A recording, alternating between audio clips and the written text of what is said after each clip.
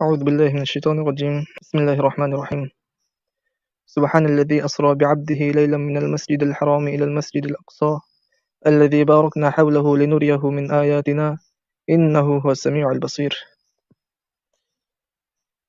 আলহামদুলিল্লাহ আল্লাহ রাব্বুল আলামিনের দরবারে শুকরিয়া যে মহান আল্লাহ রাব্বুল আলামিন তিনি আমাদের সর্বশ্রেষ্ঠ নবী আরব নবী মুস্তাফা সাল্লাল্লাহু আলাইহি ওয়াসাল্লামের শ্রেষ্ঠ উম্মত হিসেবে প্রেরণ করেছেন।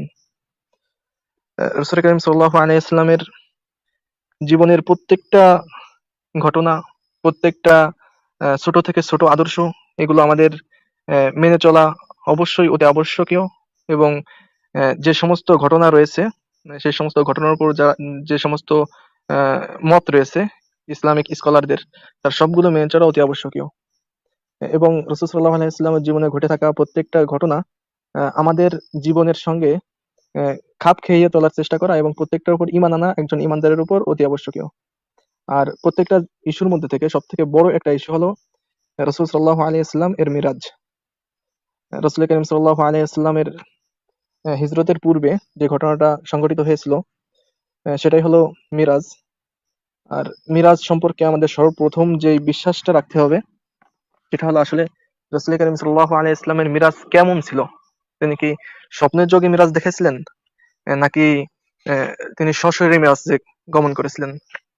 এখানে হলো মূল বিষয় যে রাসূল কারীম সাল্লাল্লাহু আলাইহি ওয়াসাল্লাম বিভিন্ন বর্ণনাতে এসেছে যে রাসূল কারীম সাল্লাল্লাহু আলাইহি ওয়াসাল্লাম মক্কাতে যখন ছিলেন তখন এক রাত্রে তিনি ঈশার নামাজের পরে তিনি শুয়ে আছেন, চোখ বুজে ঘুমান নাই কিন্তু জাগ্রত অবস্থায় তখন তিনি মিরাজে গমন করেন।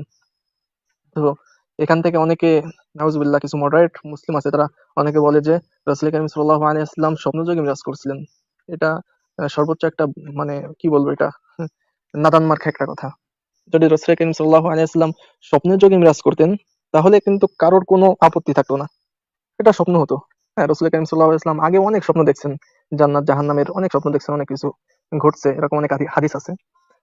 কিন্তু আমাদের মূল কথাটা এখানে এটা নয় যে রাসূল সাল্লাল্লাহু আলাইহি ওয়াসাল্লাম স্বপ্ন যোগে কি মিরাজ করছেন, না এটা আমরা কখনোই মুমিনরা বিশ্বাস করি না। বরং রাসূল কারীম সাল্লাল্লাহু আলাইহি ওয়াসাল্লাম সশরীরে মিরাজে গমন করছিলেন। আর এখানে হলো সমস্যা।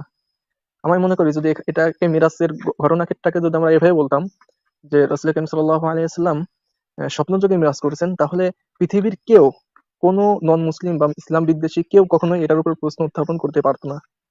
প্রশ্নটা তখনই উত্থাপিত হতে পারে যখন এটাকে এই বিশ্বাস করে নেওয়া হয় যে রাসূল কারীম সাল্লাল্লাহু আলাইহি ওয়াসাল্লাম সশরীরে মিরাজ করছেন।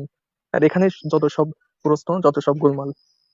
তো মিরাজের এই ঘটনাটা এটা মুমিনদের কাছে মানে অনেক গুরুত্বপূর্ণ একটা ঘটনা, যেটা সম্পর্কে হাদিসে এসেছে রাসূল কারীম সাল্লাল্লাহু আলাইহি ওয়াসাল্লাম যখন মিরাজের ঘটনাটা বিবরণ করলেন, বর্ণনা দিলেন, তখন ওখানে আবু বকর রাদিয়াল্লাহু তাআলা আনহু ছিলেন না। তাকে যখন বলা হলো যে একটা লোক এরকম সকালবেলা রাত্রে সে মসজিদে হারাম থেকে মসজিদে আকসায় গমন করছে এবং সেখান থেকে নাকি সে ৭ আসমান উপরে চলে গেছে, যে বিভিন্ন জিনিস অবজারভেশন করেছে, করে আবার পৃথিবীতে আসছে এক রাত্রের মধ্যে। এটাকে তুমি কেমন মনে করো? তিনি বলছেন, এটা কে বলছে? বললেন, আল্লাহ রাসূল সাল্লাল্লাহু আলাইহি ওয়াসাল্লাম, মুহাম্মদ বলছে। তিনি এক চোখ বুজে বিশ্বাস করেছেন। তিনি যদি বলে থাকে 100% সত্য। হ্যাঁ, এটা হলো মূল বিশ্বাস। কিন্তু যারা প্রমাণের দাবি করে তাদের প্রমাণ নিয়েই আজকে আমাদের এই মানে আয়োজনটা করা। যারা বিভিন্ন প্রশ্ন করে সে সম্পর্কে আজকে আলোচনা হবে। আর এ সম্পর্কে আলোচনা করতে সর্বপ্রথম আমাদের যে বিবরণটা নিয়ে কথা বলার সেটা হলো মিরাজের বিবরণ। মিরাজটা কিভাবে হয়েছিল এ সম্পর্কে রাসূল কারীম সাল্লাল্লাহু আলাইহি ওয়াসাল্লাম এরকম কোরআনের মধ্যে বলা হচ্ছে। কোরআনের মধ্যে আল্লাহ সুবহানাহু ওয়া তাআলা যে আয়াতটা শুরুতে আমি বললাম, আল্লাহ সুবহানাহু ওয়া তাআলা বলতেছেন বনী ইসরাঈলের প্রথম আয়াতে, সুবহানাল্লাযী আসরা বিআবদিহি লাইলাম মিনাল মাসজিদিল হারাম ইলাল মাসজিদিল আকসা। পবিত্র তিনি, মানে পবিত্র সেই সত্তা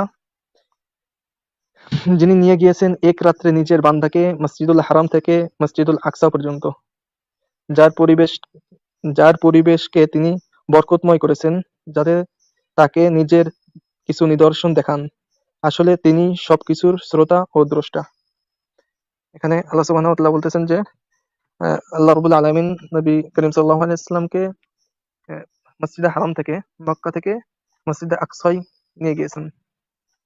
আর এটা অসংখ্য হাদিস দ্বারা প্রমাণ, বিস্তারিত ঘটনা উল্লেখ করা হয়েছে যে কত ক্ষুদ্র থেকে ক্ষুদ্র বিষয়গুলো যখন রাসূল কারীম সাল্লাল্লাহু আলাইহি ওয়াসাল্লাম যদি এই গল্পটা বিস্তারিত করতে যাই অনেক সময়ের প্রয়োজন। আশা করি যারা এই সম্পর্কে বিভিন্ন প্রশ্ন উত্থাপন করেন তারা কম বেশি সবাই গল্প জানেন।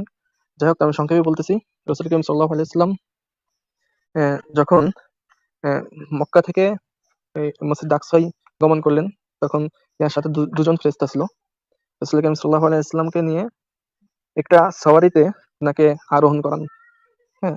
সেটাকে বলা হচ্ছে বুরাক নাম দেওয়া হয়েছে। অনেকে এখানে দাবি করে যে সে বুরাকের নাকি ইসের মতো, মানে দুটো পাখা ছিল, ঘোড়ার মতো দেখতে দুটো পাখা ছিল। কিন্তু যাক, এই সম্পর্কে আলোচনা করবেন ইনশাআল্লাহ রনক ভাই। তারা যে সমস্ত দাবি করে যে ঘোড়ার মতো, আসলে হাদিসে কি উল্লেখ আছে, কোনটা সত্য। তারপর তিনি সেখান থেকে যান মসজিদ আকসাতে, এবং সেখানে গিয়ে আহ, সেখানে তার বাহকটাকে, মানে যার উপর তিনি বহন করে গিয়েছিলেন, সেটাকে বেঁধে রাখা হয়। এরপর সেখানে তিনি সমস্ত নবীদেরকে সাথে নিয়ে নামাজ পড়েন। এরপর বিস্তারিত আরো ঘটনা আছে। প্রথম আসমানে তিনি গমন করেন, সেখান থেকে নামাজ শেষ করে একটা সিঁড়িতে করে, এখানে সিঁড়িটা কি ছিল এ সম্পর্কেও ব্যাখ্যা হবে ইনশাআল্লাহ, রনক ভাই আছে, আমি আসি, আলোচনা করব। তারপর তিনি প্রথম আসমানে গমন করেন, সেখানে আদম আলাইহিস সালামের সঙ্গে সাক্ষাৎ হয়। এরপর দ্বিতীয় আসমান, এরপর তৃতীয় আসমান, এভাবে প্রত্যেক আসমানে গিয়ে এক পর্যায়ে সিদরাতুল মুনতাহায় গিয়ে আল্লাহ সুবহানাহু ওয়া তাআলার সাথে পরবর্তীতে একাকী যে সাক্ষাৎ করেন, সেখানে নামাজ ফরজ করে দেওয়া হয়। প্রথমে বিভিন্ন বর্ণনাতে আছে যে প্রথমে 40 ওয়াক্ত নামাজ ফরজ করা হয়, আবার কেউ বলে 50 ওয়াক্ত।